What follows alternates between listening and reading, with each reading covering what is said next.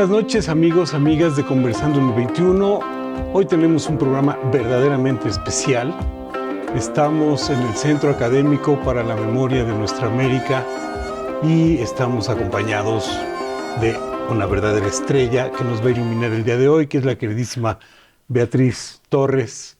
Y estamos en este sitio que tiene una historia y una memoria particular del que vamos a empezar a hablar ahora.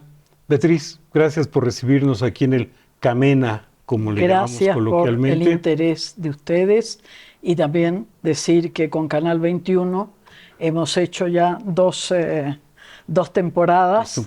Sí. Nos ha ido bien, por ahí hemos estado nominados en América Latina, estamos considerados dentro de los 7 mejores programas de la producción de la televisión pública mexicana, etcétera.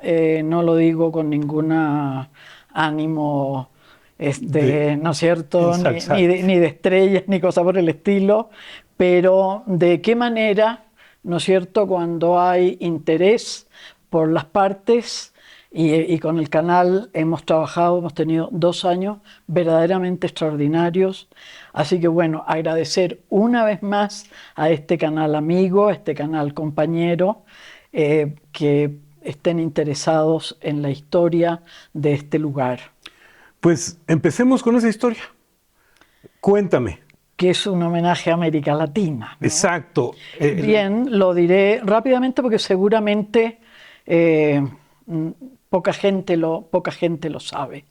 Cuando la universidad comenzaba, cuando no éramos autónomos, cuando todo estaba todavía muy, muy en el proyecto, avanzando, pero en un proyecto, la doctora Raquel Sosa habló con nuestro rector fundador, el ingeniero Manuel Pérez Rocha, y lo nombro con su nombre y sus 2 apellidos, porque tendemos generalmente a olvidarnos los que han puesto las piedras fundacionales. Que son muy vitales. Importantes. La doctora Raquel conoció muchísimo a Gregorio, porque Gregorio daba clases en el posgrado de América Latina en la UNAM, y entonces ella le habló de este gran archivo único en América Latina, y que Gregorio lo había hecho a lo largo y ancho de su vida, toda su vida. Y que él ya en el 91 murió Gregorio de este cáncer brutal que tuvo y acabó con su vida, que era importante a esta universidad nueva, naciente de la Ciudad de México, con fondos que son muy importantes, fondos públicos. Sí. Nunca nos podemos olvidar de dónde estamos financiados. Claro. Y lo que eso significa, ¿no? Y entonces, bueno, no voy a hacer el cuento largo, se compra el archivo que era, hoy día las nuevas generaciones que seguramente nos están viendo no tienen ni la más remota idea de qué manera la gente trabajaba hace décadas, ¿no? Y entonces... Sí, porque Gregorio Seltzer fue haciendo una colecta toda de una información. Vida, con la ayuda única, y si no hubiera estado, él siempre lo decía, sí, sin Marta Ventura. Sin Marta Ventura esto no hubiera podido ser. Él le decía qué es lo que iba a escribir, y entonces ella iba y preparaba. Bueno, entonces había una clasificación personal, como era natural. Pero voy a dar otro dato que es muy importante, porque México es parte de salvar este archivo. Sí. Curiosamente y afortunadamente, la casa no fue violentada. Gregorio sale porque le dan el pitazo de que está ya en una lista, y no hubiéramos tenido a Gregorio por tantos años, ¿no? Logra salir. Bueno, él finalmente está en Panamá y termina decidiendo venir a México, ¿no es cierto? De qué manera él se quería quedar en la región y era el único país en ese momento, a la gente se le olvida, eso fue hace un rato atrás, eran todas dictaduras militares. Sí, que había empezado esta línea, ¿no?, de dictaduras en Chile, Uruguay, claro, Argentina, Brasil, Bolivia. Sí, bueno, y la gente se le olvida. ¿No? Entonces dice, la derecha la tenemos aquí, la derecha ha estado siempre, y la ultraderecha con mayor razón. Entonces no nos hagamos los locos aquí, que la derecha siempre ha estado, que la ultraderecha siempre ha estado, ha trabajado, ha sido incansable. Bien, viene, empieza, tiene un lugar, empieza a trabajar, etcétera, viene... Marta, etc. Empieza ya a venir la familia de alguna manera y entonces deciden de qué manera, y en ese momento sí, en México había una concentración de gente de América Latina verdaderamente extraordinaria, y hizo cosas extraordinarias también. No solamente formar gente, porque en la UNAM y en la UAM formaron generaciones, sí, realmente, ¿no? Participaron en la fundación de la UAM, participaron en el diseño del modelo, se incorporaron a todas las cátedras en la Universidad Nacional. Y entonces Flaxo, la oficina de Costa Rica, juega un papel fundamental, y Claxo México. Claxo y Flaxo, que son Facultad Latinoamericana. Facultad Latinoamericana, sí, de Ciencias Sociales. Así es. Y logran traer, pero ¿qué dicen ellos que van a traer? La biblioteca, 15.000 volúmenes. De Gregorio. Pero en medio de las cajas salvan el archivo. La enorme cantidad manuscritos, los textos que había conseguido, todos los originales. Y eso llega. Gregorio, en gratitud a Flaxo, dona toda su biblioteca, que por cierto Flaxo la tiene cuidada a morir. Imposible que la tengan mejor. En mejores ahí condiciones. Está. Allá en el Ajusco, ¿no? En el Ajusco. Sí, el edificio que está muy cerca del colegio. El archivo, que es realmente los papeles, su material de trabajo, se va a su casa. Y en su casa empieza a crecer. Y además, no podemos olvidar, México con un periodismo muy importante, con sus idas y venidas, pero bueno, aparece también 1+1, por esto, no podemos olvidarnos de Mario, que no hace mucho que falleció, en fin, hay lugares, además están las universidades, están los partidos políticos, están las organizaciones de los exilios, etcétera, ¿no? Y eso empieza a crecer y crecer y crecer. Sí, porque el trabajo que él ya había iniciado sigue creciendo. Él pasa mucho tiempo en México y participa en algunas de estas publicaciones. Y ahí juega un papel fundamental, vuelvo a decir, Marta Ventura.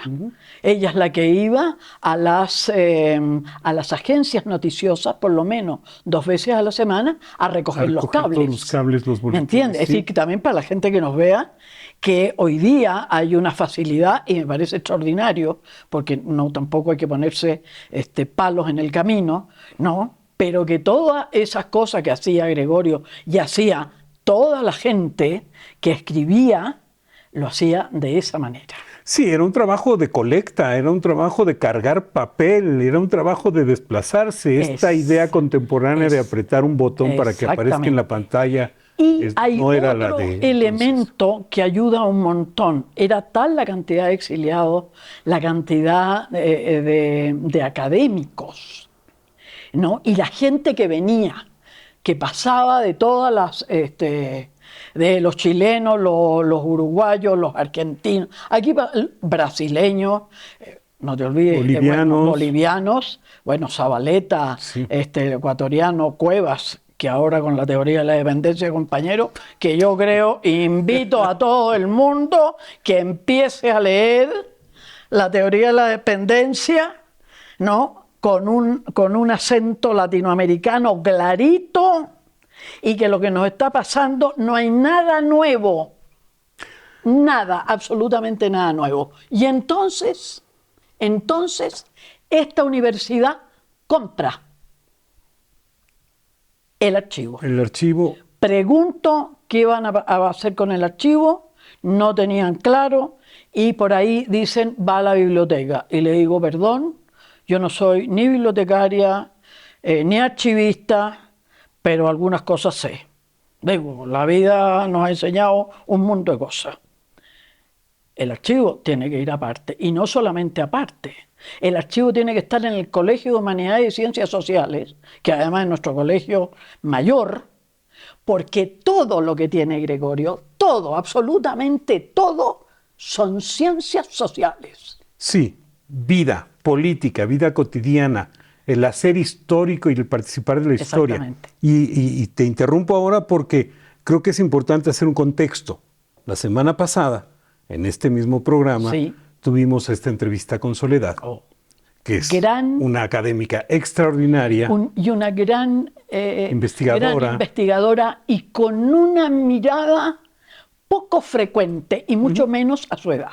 Sí, una joven investigadora que acaba de presentar, bueno, ya hace un par de meses, este último estudio que es muy interesante por un momento clave para entender de qué estamos hablando en esta idea de lo latinoamericano, de la circunstancia mexicana, como tú bien dices, porque si bien en los años 70 son el momento en el que México pone en activo otra vez un mecanismo que ya había puesto en activo el presidente Lázaro Cárdenas antes, cuando recibió a todos los transterrados de la República Española, que ellos mismos se denominaban así, que habían venido a México a rehacer su vida, a rehacer su tierra, y que de hecho a instalarse, ¿no? y que son fundamentales para la historia de nuestro país. De una manera muy particular. La Casa de España se funda lo que hoy es el Colegio de México este país, a partir de ese trabajo. Y en los años 70, con un personaje histórico que es verdaderamente digno de análisis por lo perverso incluso de su mente, que es Luis Echeverría, que había sido el principal orquestador del 68, que había estado con una postura siempre autoritaria, empieza a recibir a muchos de los exiliados del Cono Sur, como se le llamaba. Tuvo gran contacto con Salvador Allende. Exacto, él estaba conectado, tuvo contacto con Fidel, tuvo contacto con líderes del pensamiento de izquierda en América Latina. Se sabía mover, sí, y fue uno de era los camaleónico. Fue uno de los grandes maestros de la confusión que tenemos en América Latina. Esta cosa de izquierda, derecha. Tal vez el máximo exponente, porque el tipo estaba al mismo tiempo en la defensa de ciertos ideales y de ciertas acciones que estaban teniendo lugar en toda América Latina, pero al mismo tiempo estaba en la represión, en el espionaje, y el estudio que presenta Soledad tiene que ver precisamente con eso. Lo que ha ido apareciendo en el Archivo General de la Nación de México, en donde están los catálogos de cómo perseguían a los recibíamos en México, y al mismo tiempo los perseguía el sistema. No a todos. A muchos. A los más malucos.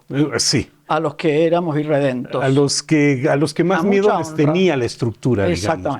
Y entonces esto nos habla de que el señor Echeverría pues tenía un contacto muy estrecho con los sistemas represivos de América Latina, es decir, era capaz de recibir a los exiliados chilenos y al mismo tiempo estaba en contacto con la estructura de Pinochet, persiguiendo y viendo, como bien dices, a cuáles eran los que había que tenerles más miedo, a cuáles eran los que había que seguir con más cuidado. Sin duda. E hicieron cosas muy perversas que el estudio de Soledad nos muestra.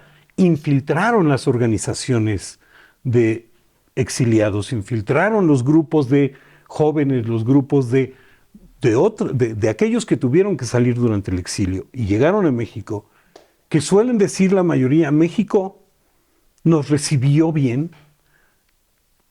Se ubicaron muchos en instituciones académicas, se les ayudó a instalarse en México en la mayoría de los casos, pero al mismo tiempo había este proceso muy perverso de espionaje, de seguir, de tener registro. Bueno, te voy a decir dos cosas. México es el país de las máscaras. Sí. No se te olvide.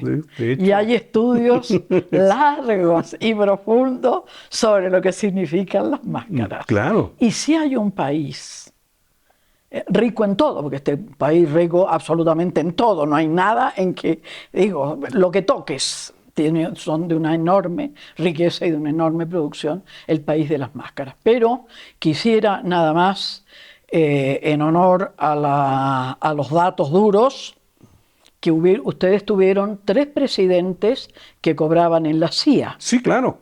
López Mateo, López Mateos, Díaz Ordaz, Díaz Ordaz y Luis Echeverría. Entonces, Luis Echeverría, ¿a dónde quiero llegar? Luis Echeverría no es una ave rara. No, es No parte de una rara. estructura. Es parte de la estructura, es parte de estas diversas máscaras del aparato mexicano. Y que por favor nadie me lo interprete mal, pero eso es así. No, de hecho, estos son los datos duros, no hay vuelta. De hecho, podríamos decir las máscaras y las contradicciones. Otra claro. cosa que en este país también brinca permanentemente es Sí. lo contradictorio de muchas cosas que Sin pasan en duda. este país, porque te encuentras en todos los ámbitos de lo cultural, de lo político, de lo económico, estas grandes diferencias mezcladas con ciertos mecanismos solidarios, el Tremendo, apoyo y el cuidado. La solidaridad mexicana, ¿quién la puede rebatir? Sí, Es decir, eso es así. Esto que ha pasado históricamente en México, por ejemplo, con los sismos, a partir del sismo del 85, Sí. luego el del 17, en los que ante la tragedia los mexicanos se organizan de una manera que casi Sí, nadie se organiza. Pero es la población. Sí, la Y población. aquí lo que estamos hablando es de una cúpula política, Sí, la máscara se la pondríamos a ellos, sin duda. lo Muy solidario claro eso, claro. con la infantería, con los de abajo, con el Exactamente. pueblo. Y que es como esta idea del lazo que construimos en México con muchos, sobre todo con ustedes, con quienes llegaron Sobre todo de la cosa otros Chile, países. pues, debo Bueno, decirlo. para empezar, Es decir, siempre se nos dijo, en términos generales en el mundo, el exilio dorado. ujú, ¿Por qué decían el exilio dorado? Es bueno aclarar eso. Realmente Allende fue y sigue siendo una figura universal. extraordinario. Sí, Extraordinario. Sí, No hay sí. nadie que no toque a Allende. sí. Allende es extraordinario y ahorita voy a hacer un corte para que retomemos Así como no. a ese personaje Lo que usted diga, y caballero. comparemos con otro par porque creo que es muy interesante. sí. En la lista de los grandes humanos Exacto. que han existido, Sí. la vamos a ampliar. Muy bien. Hacemos una breve pausa y regresamos en un momento aquí con Beatriz Torres desde el Camena en la UACM. Estamos en la sede del Valle de esta Universidad de la Ciudad de México. Volvemos.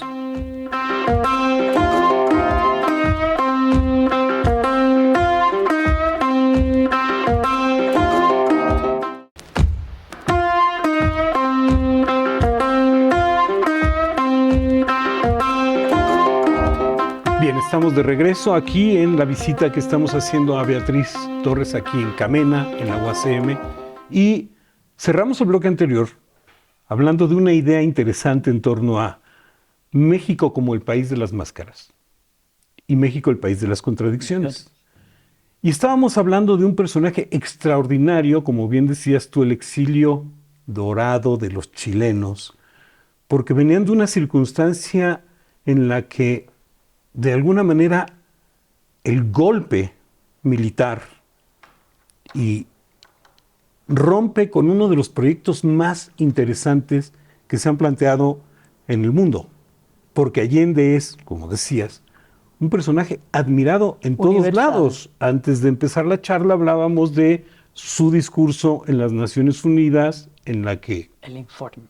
todos de pie, con todos los representantes de todas las Incluido naciones, Estados Unidos, que no tuvo más remedio. No tu- más- Eran 4 representantes que se tuvieron que levantar porque En YouTube todos lo estaban pueden ver. levantados. Exacto. Y decíamos, es un personaje de talla universal y yo creo que es comparable con Mandela, es comparable con proyectos como el de Gandhi, es decir, con personas que tienen un verdadero intención de modificar y cambiar su historia. ¿Por qué decían dorado? Porque hay otro dato que es muy importante. En aquellos momentos, en la década de los 70 y de los 80, la socialdemocracia y sobre todo la socialdemocracia europea fue muy potente. Ujú. y potente y con dinero. Ahí estaban los alemanes, ahí estaban los franceses, ahí estaban los italianos. Es decir, había... Y hay un pequeño detalle, porque ahora como nadie se acuerda de nada, pues me voy a acordar de la Europa del Este. Había una parte del globo terráqueo bien mal, con dificultades, con tremendos errores, pero con tremendos aciertos también. Era el campo socialista. Sí. Hoy día negado y 20.000 veces negado. Yo soy de las personas que no lo niego, no solamente no lo niego, sino que como chilenos y como unidad popular, la solidaridad del campo socialista no la tuvo nadie más grande que el campo socialista. Algún día se sabrán infinidad de cosas. Pero independientemente de eso, nos vamos a la Europa, a la Europa occidental, nos vamos al caso mexicano, bueno, no les digo Suecia, lo que fue Suecia, miles y miles de chilenos que ahí siguen, muchos de ellos, sí, miles de chilenos viviendo ahí. Porque dieron mucho respaldo, tanto político, económico, etcétera, ¿no? Entonces se decía Dorado en ese sentido.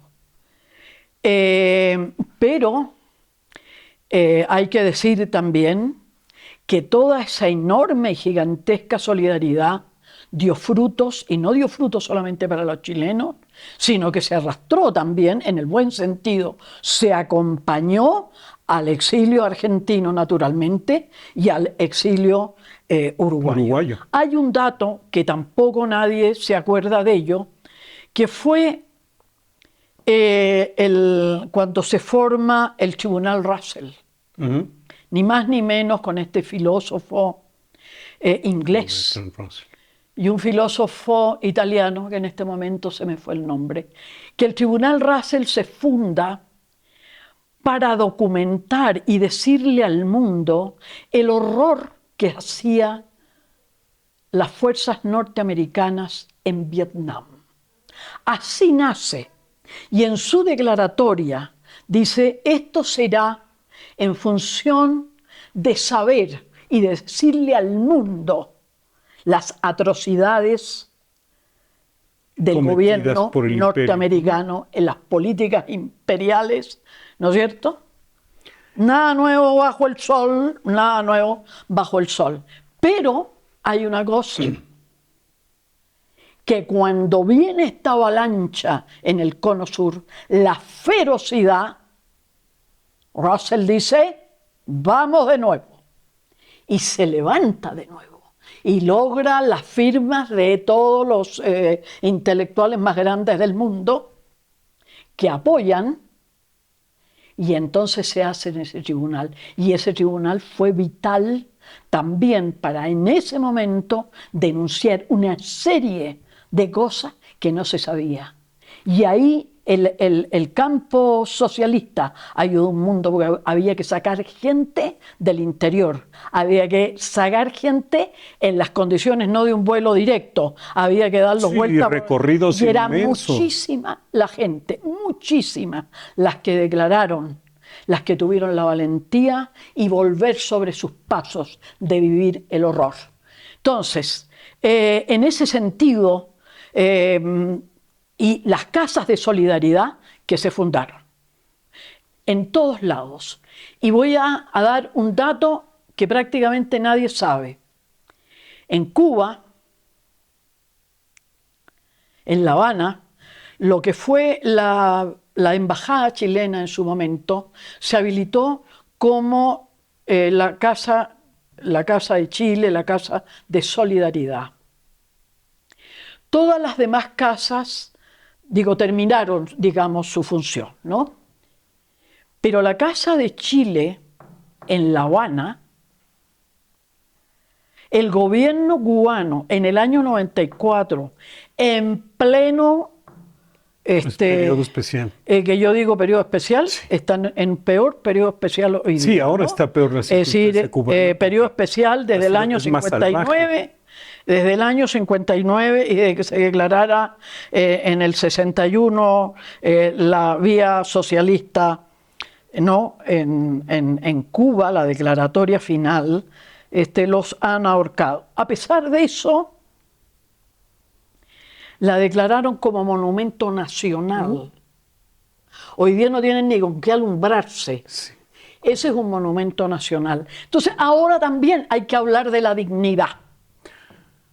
La memoria constituye la dignidad. Las dos tenemos que hacer conciencia de ello. Hablabas del trabajo de Bertrand Russell en ese momento y no dejar esa contribución de sacar la cara y de exhibir y de mostrar. Y decías además, agrego, la experiencia de los chilenos, como bien dices, en Suecia, en Francia también tienen una presencia fundamental en Italia. Mitterrand. No hubo Mitterrand dio todo lo que podía tener. Sí, y hay una cantidad de escritores, artistas, cineastas, lo que tú quieras, chilenos, lo que tú quieras, que ocuparon espacios muy importantes. Tremendo. En México, en Francia, una en Italia, en Suecia, en Cuba. Bueno, Cuba no se diga. Porque venían de un proyecto otra vez. Es decir, que no se malinterprete, no estamos diciendo que una u otra de las tragedias hayan sido más grandes o menores. Cualquier tragedia es una tragedia. Es una tragedia. Y la tenemos que asumir como tal. Pero el proyecto que representaba el movimiento de Allende era un proyecto de muy grande alcance. ¿Tú me permites cómo se llamaba? La vía chilena al socialismo. Exacto. Programa básico del gobierno 1970-1976. Exactamente. Por las urnas, sin una bala de por medio. ¿Pero qué dio eso? La única experiencia previa de elegir un líder fue la de la República Española. Similar a esa. O sea, es la única anterior. Pero no nos podemos olvidar que el golpe, que no solamente lo da Chile, está claro que la participación norteamericana está más que documentada por los propios embajadores, por la propia diplomacia norteamericana, ¿no es cierto? Sí. Así que aquí no hay cuentos. Aquí no hay cuentos. Aquí este discurso donde da los datos y que después el senador Church logra la votación a que se haga la investigación. Y ahí está la investigación, la gran investigación del senador Church, en que tienen que reconocer la participación norteamericana en todos sus sentidos y en todos sus aspectos. Y sin duda... Pero aquí se funda el neoliberalismo, compañero. Sí. Y por lo cual hoy se desangra el mundo. Y lo que le pasó a Chile es, sin duda, aunque se reprodujo en otros lugares, pero ahí está la semilla de muchas de estas cosas, por esto que Allende tenía clara, por la ruta que se estaba buscando y por la actitud francamente intervencionista de los norteamericanos. Y aquí me regreso a otro de los motivos por los que estamos aquí en estos fondos y en Camena. Repetimos, el Centro Académico para la Memoria de Nuestra América, que es un término totalmente martiano. Y hace rato hablábamos de la cronología. La fundación a partir del gran archivo de Gregorio Seltzer, periodista fundamental, que pasó mucho tiempo aquí. Uno de los más grandes especialistas en Estados Unidos. Sí. Y que con su trabajo y su material tenemos aquí este enorme catálogo de lo que se denominó la cronología de las intervenciones extranjeras en América Latina. Esto que hizo, lo que Camena tiene entre sus, ¿son cuántos? 28 fondos los que tiene. 22. Es muy importante. Camena, ¿cuántos fondos tiene? En este momento tenemos 22 fondos documentales. Tenemos arriba de 27.000 libros en nuestras bibliotecas, que son bibliotecas temáticas. Y ahora voy a explicar por qué lo decidimos. Por qué se decidió tener las temáticas, y estamos sobre los 29.000 documentos. no documentos, la colección hemerográfica. Ok. Estamos sobre los 29.000. Pero hay un detalle extraordinario que quiero dar. Desde aquí, y saben las personas que me conocen, que nos conocen, que nunca nos cansaremos de dar las gracias. El único archivo que se adquirió fue el de Gregorio Seltzer, porque después que entra este archivo, yo voy con doña Marta Ventura y pregunto si hay más material, y evidentemente sí había mucho más material, que algunas cosas las mostraremos. Estaba toda la parte íntima de toda su correspondencia, prácticamente todos sus artículos, que son cientos y cientos y cientos. Estaban los, ¿cómo se llama? El libro, los originales de Sandino. Acuérdate que él pone a Sandino en el mundo y en América Latina. Que ese es este que tenemos aquí, ¿no? Así es. Muéstranos rápidamente. En fin, todo este material se hace una lista. No había internet, mis estimados oyentes, todas las personas que nos están viendo, no había nada de esto. Y él fue capaz de hacer esta visión de Martí. Y quien saca este libro es un hijo del embajador de Nicaragua en Argentina. ¿Cómo lo editaron? Con una colecta de obreros, que es la mayoría de los libros que saca Gregorio, es con colecta de los trabajadores, de la working class. Sí. Gracias a él tenemos 50 libros hechos por Gregorio, que invito a que se lea a Gregorio Seltzer para entender hoy. El hoy y el mañana es fundamental. Estas son joyas. Y esa invitación que estás haciendo es muy importante, porque hay que recordarle a quienes nos están viendo que Camena está abierto. Bien. Quien quiera venir, no solamente eso. Tocar la puerta y entrar. Sí, no solamente eso. Bueno, todo lo demás que tenemos, esas cantidades impresionantes y siderales, son donaciones. ¿Cómo le damos gracias a todas esa gente, compañeros y compañeros, que han depositado su confianza en nosotros? Por ejemplo, han depositado esa confianza en el Camena de manera muy particular, en esta Universidad Autónoma de la Ciudad de México, que vivimos gracias al erario público, ¿no es cierto? Sí, público, sí. Y que tenemos que estar a la altura de ese erario público, que nosotros tenemos que doblar nuestras jornadas de trabajo, y no es retórica. No es retórica, esa es una obligación de esta universidad. Y de manera puntual, este lugar. De las universidades públicas. ¿Qué dijimos? ¿Qué puse como condición para fundar este lugar, entre otras cosas?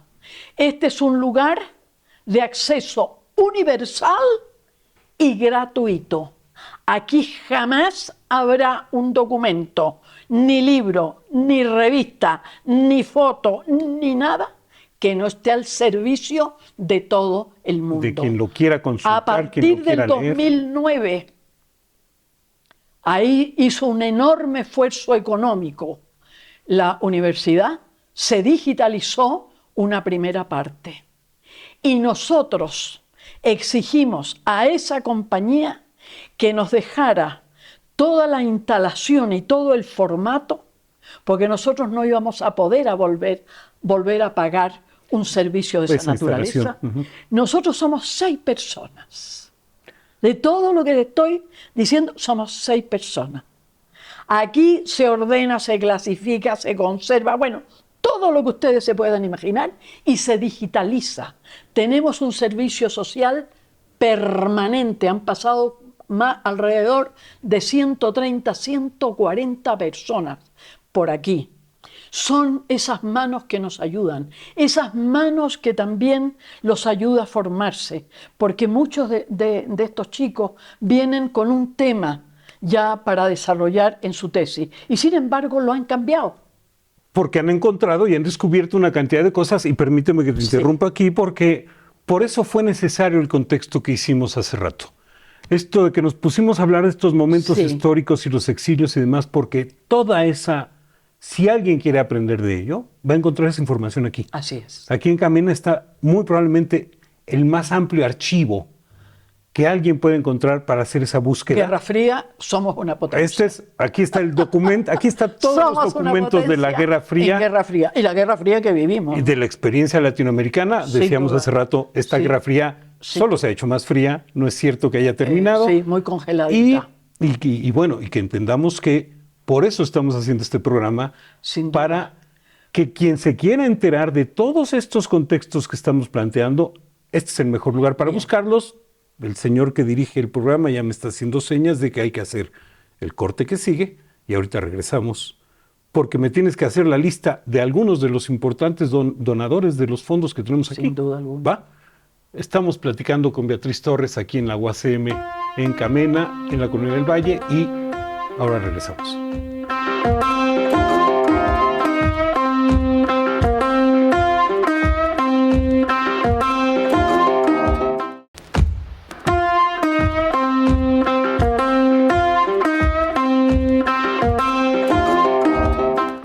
Estamos de regreso aquí en esta charla riquísima que estamos teniendo con Beatriz, y tenemos aquí algunos materiales. Nos fuimos al corte anterior con la pregunta de esto surge del archivo de Gregorio Seltzer. Esa es la semilla. Sí, claro. Pero el proyecto hoy lo hago de ahí porque tuve la fortuna de conocerlo por muchos años. Hoy tenemos donadores, muchos donadores muy importantes. Entiendo que, entre otros, Raúl Álvarez Garín. Pues estamos empezando. Es decir, una biblioteca y un archivo absolutamente fabuloso. Este señor, el amigo Noam Chomsky, nuestro querido amigo Noam Chomsky, muy amigo de Gregorio Seltzer, él estaba fascinado.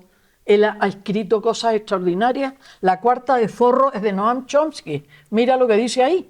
Ok, sí. Ok. Aquí está. Recordemos. En su visita al Camena, nosotros estábamos en un lugar mucho más chico. Estas son sus hijas. Esta hija, que es historiadora, también es donante del Camena. Ellos estuvieron casi un día entero y no había manera de que el doctor Chomsky saliera de aquí. Ya no se quería ir. Sí, pero tenía que dar la conferencia en la Nezahualcóyotl, ¿te acuerdas? Sí, bueno. Y quiero regresar a que, porque empezamos ahorita este breve recuento de alguna... Sí. Esto que están viendo aquí es una muestra muy pequeña de la gran cantidad de materiales que hay aquí. Pero estábamos hablando que en buena medida el trabajo de Gregorio Seltzer funda esta cronología de las intervenciones extranjeras en América Latina. Es el único trabajo. Porque hay una postura clara, claro, que nos muestra. Claro. La clasificación que él hace de las intervenciones. Sí, que no solamente son militares. No hay que reducirlo a eso. ¿No es cierto? La intervención es cultural, él, por ejemplo, política, económica. Bueno, esto se vende además. Protestas diplomáticas, acusaciones, amenazas, retiro de embajadores, rompimiento de relaciones, movilizaciones, hostigamientos y provocaciones, bloqueo, a ver si alguien se pone el sayo, invasión directa, bueno, de eso tenemos para dar y regalar, invasión y acción colectiva, pues también, conspiración, espionaje, intervención asociada. ¿Qué es lo que pasó hace 2 o 3 días? ¿No? Que las Fuerzas Armadas Mexicanas dijeron que no y rápidamente los estadounidenses dijeron no, estuvimos ahí espiando. ¿Quién dice que aquí no funciona la CIA? ¿Quién dice que aquí el Mossad no ha reforzado su labor de espionaje? Y como eso no me hagas hablar mucho más. ¿Quién dice? Firma de tratados apropiación, anexión, soberanía no reconocida, intromisión en asuntos internos, disposición contra ciudadanos. Señores, esta es una clasificación extraordinaria. Le dedicó la vida entera. Que buscó en todo tipo de archivos, de artículos periodísticos, hemerográficos, en libros. La vida entera. Escribiendo, que es ¿Y sabes lo que termina diciendo? Porque la Cuarta de Forro nos hizo este gran regalo, este hombre Chomsky, extraordinario, universal. El archivo Gregorio Martasel será de convertirse en un importante centro hemisférico para la investigación y el activismo, un merecido, adecuado tributo para un individuo verdaderamente excepcional. Que era Gregorio. Dime otros donadores importantes de los que podemos seleccionar. Mira quién tenemos aquí. El general Gallardo. El general Gallardo. Y yo creo que me costó varios años conseguir, y tenían toda la razón, ¿no es cierto? Porque la gente, también, el programa, que mucha gente dona y después nadie sabe dónde están las cosas. Nosotros también nos hemos ganado un espacio de absoluta, yo soy infalible para el registro y digo, el a lo mejor control, me paso, obsesiva pero un poco soy de cuidar. absolutamente obsesiva. Bueno, hago el paréntesis para recordar que este archivo también ha formado parte de la CIA y forma parte de la CIA. Así es. Entonces, explícanos. Y esta que está hablando también. Porque me tienen un montón de cariño. Pero bueno, mira, aquí tenemos al general Gallardo, que fue un general, por cierto, muy joven. Quiso estudiar en la universidad y estudió en la universidad y sacó un doctorado. Y entonces él tuvo una tesis de hacer la necesidad de tener un ombudsman en las Fuerzas Armadas. Sí. Por toda la cantidad de problemas que allí y que nadie dice media palabra. Para que lo sepa la audiencia, 28 años de cárcel dividido en 2 consejos de guerra, eso es lo que consiguió este caballero por atreverse a cuestionar, a sostener un ombudsman, no otra cosa. Sí. Bien, tenemos al obispo Méndez Arceo, a don Sergio Méndez Arceo. Él también es donador de colección. Él, bueno, no lo donó él. Bueno. Pero la asociación, que lo dirige un grupo de personas verdaderamente extraordinario, y ahí el padre Ángel y quien dirige esta asociación y otros compañeros lucharon, me costó varios años y eso entró, porque realmente nosotros no nos podíamos quedar con el material físico. Ya. Entonces lo tenemos solamente digital, pero bueno, nosotros lo tenemos al servicio de todo el mundo. Dime otro par de donadores que vengan rápido. Humberto Musacchio, que por cierto lo entrevistaste en una muy linda entrevista porque la vi entera. No me acuerdo no fue no, con Humberto, no sé pero si ahora no. Bueno, sí. Paco Ignacio Daibo II. La estaba viendo ahí hace rato. Paco ha hecho 3 donaciones extraordinarias. Y Paco es Paco, Ignacio Daibo, independientemente que sea director del Fondo Cultura. Él es un escritor, Creo que el ser funcionario es de las pocas personas a las que no les ha quitado su esencia. No, ser funcionario, y yo pienso que muy por el contrario. Bueno, Paco donó toda la colección bibliográfica que él hizo a lo largo de muchísimos años cuando estaba preparándose para esta gran biografía sobre el Che. Y Paco Ignacio Daibo aquí ha dicho, es la mayor colección bibliográfica sobre el Che que hay en el mundo. Colección bibliográfica.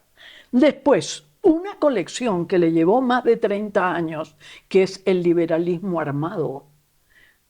En ninguna biblioteca hay una colección específica sobre el liberalismo armado. Importantísimo. El liberalismo, el papel que juega en la revolución, el papel que... Bueno, una tercera donación, que es una colección mucho más chica, porque realmente a pesar de ser una persona tan importante,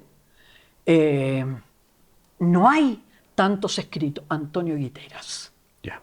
Y que hay que entender, la Revolución Cubana jamás Hubiera tenido existido lugar. si no hubiera habido un loquito como Guitera, loquito en el mejor de los sentidos, ese hombre absolutamente raro, excepcional, extraño, porque era un poco extraño. Bueno, tenemos la familia del Cuate ha hecho justo eso te iba a decir, ahora que mencionabas a Guiteras. Una extraordinaria donación.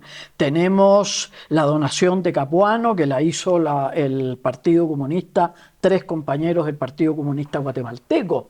Fue una de las personas que estuvo con Jacobo Arbenz y uno de los que escribieron, porque fue un grupo, el que escribió la Ley 900, que era la expropiación de la tierra de la United. De United Y por Fruit la Company. razón por la que terminan dando el golpe de Estado. Y mira tú lo que pasa en Guatemala, no han levantado cabeza. Y si tú revisas Centroamérica, que sabes cómo la denominaba, a Honduras, cómo la denominaba Gregorio Seltzer, el portaaviones norteamericano. Y ahí te lo dejo. Y seguimos viendo cómo está hoy esa invasión norteamericana. Bien. Y luego tenemos, que también es una obra maravillosa. A través de Paco Ignacio. Paco Ignacio, quiero decir, un gran amigo de esta universidad, un gran defensor de esta universidad, y no te digo del Camena. Y no te digo del Camena. Bien. Esto que hay personas que dicen, no es cierto, no es copia, esto fue gracias también a Paco. En el primer gobierno... Sí, ¿cómo se llama? Se me acaba de ir el nombre. Se nos acaba de ir el nombre. Y lo estábamos mencionando hace rato. Lo estábamos mencionando. Bueno, este gobierno... De las primeras cosas que hace es recuperar el Evo Morales. De Evo Morales, exactamente, de Evo Morales. Bueno, ahora en una segunda etapa bastante que no puedo compleja y por decirlo menos. Tristeza da porque personas que han contribuido tanto y de pronto hay otras circunstancias que dejan bien.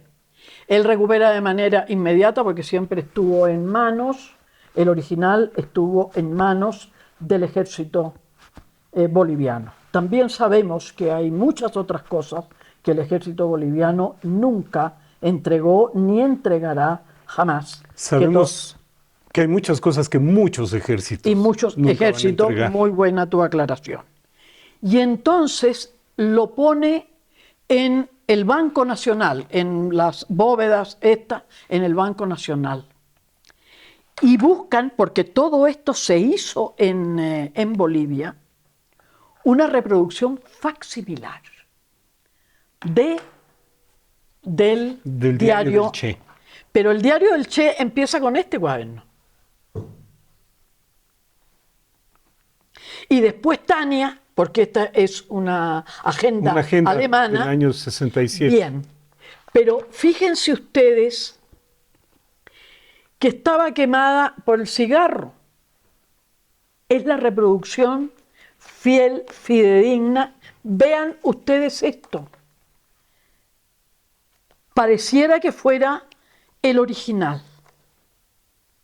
Sí. Bien, esto hicieron, no desconozco qué cantidad de facsimilares, pero por supuesto no las regalaron a diestra y siniestra. Sí, no.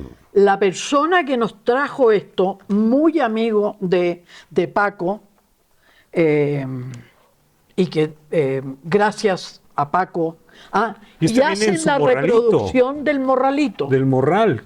Y hacen la reproducción del morralito con que lo apresaron. No sé cuántas, no podría dar una cifra, cualquier cosa que yo diga pues no correspondería a la verdad. Pero se entregaban de manera muy puntual. Tenemos la suerte, la generosidad, la confianza que siempre nos ha demostrado Paco, Paloma, en fin, a este lugar de manera particular. El tener este objeto, y por supuesto es parte del CAMENA, pues esto es parte de la universidad. Es decir, nosotros, todo el material que nosotros tenemos, eso es parte de la universidad. La universidad tiene tremenda responsabilidad con este lugar. Claro. Hay una cosa maravillosa. Hay gente que me ha llamado y me han dicho, hablo de parte de Alberto Híjar, hablo de parte de tal persona. Tengo la instrucción que solamente a usted le puedo entregar el material que voy a entregar. Okay. Y un día me llama un señor, no recuerdo su nombre, me disculpan, después puedo dar estos nombres, y me dice, tengo la instrucción de Alberto Híjar de dárselo a usted en sus manos. Sí, como no, señor. Me dice, yo soy hijo del compañero de cuarto departamentito que tenía Julio Antonio Mella. Okay.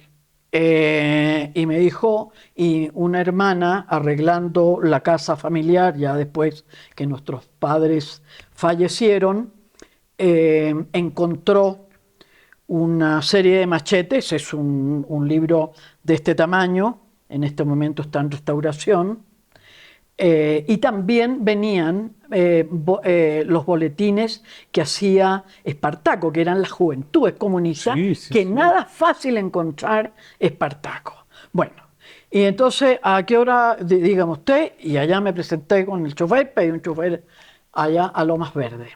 Bien, el padre comunista del Partido Comunista cubano, compañero y amigo, compartían de Julio Antonio Mella, así que era tremendo cuadro, pero no era un cuadro asignado para México, este era el cuadro que estaba asignado a Centroamérica, él era el enlace, y cuando matan a Mella, este señor se encontraba en Centroamérica. Su madre mexicana, y bueno, con estas dos cosas, ¿no? Y más bien tradicional, etcétera, etcétera. Bueno, y empieza a contar su historia. Y dice, y bueno, pasaron los años, yo crecí, me interesé por la historia, por la restauración, no había escuela de restauración, ni había nada, y me fui a Checoslovaquia. Porque hay una enorme cantidad de gente que se ha formado en el campo socialista, pero bueno, como ahí se comen a los niños en la mañana, en la tarde y en la noche, ¿me entiendes tú? No hacen otra cosa que... Sí, ahí nunca ha pasado nada para la humanidad. No hay absolutamente nada. Bien, él se formó ahí. Y él fue el fundador de la extraordinaria Escuela de Restauración de Lina en México. Sí, la que está ahí en Churubusco, ¿no? Bueno, sí, atrás del castillo. Pues la entrega de este material duró como 3 o 4 horas porque a mí no me movía nadie de esa casa porque yo lo único que quería era saber, porque lo que me estaba contando era un pedazo de la historia de este país. A nosotros tampoco nos dan ganas de dejar de hablar contigo, tenemos que hablar mucho más y hacer mucho más cosas contigo. Estamos llegando al final de este programa. Y este programa quisimos hacerlo básicamente en este contexto y en esta circunstancia para explicarle primero a todo el público que nos vea que aquí hay un archivo que vale la pena venir a visitar. Una biblioteca. Que aquí hay una biblioteca, una hemeroteca, que tenemos 20 y tantos fondos de diferentes donadores con colecciones extraordinarias, que todo este material está abierto, que se puede consultar libremente, que se puede ver. Y que tenemos una página y que vamos a poner... Que vamos a publicar ahorita en la pantalla, en todo la página donde pueden ver todo. Quiero contarles que... es que no me puedes contar porque ya me queda un minuto para terminar, pero... Me callo. No te calles. Lo que te quiero agradecer es que nos hayas recibido. Gracias a ustedes. Y que sigamos hablando de CAMENA, que queremos que... Es muy importante entender la condición latinoamericana, la condición mexicana, la condición chilena. Eso que todos decimos que nos une a los latinoamericanos pasa precisamente por lo que está guardado aquí. Por esta historia de la Guerra Fría, por esta recuperación de nuestras experiencias como países. Y ya nos vamos a despedir, querida Beatriz, pero vamos a hacer otro programa. Así que, por el momento... Nadie le puede poner una mordaza a la memoria. Exacto. Nadie. Hay que cuidar la memoria y cultivarla. Gracias a todos ustedes por habernos acompañado. Esperamos que les haya brincado la semilla de venir corriendo a visitar Camena. Vamos a poner los datos y tenemos otro programa. Así que vamos a seguir haciendo. Gracias. Gracias por acompañarnos. Muy buenas noches.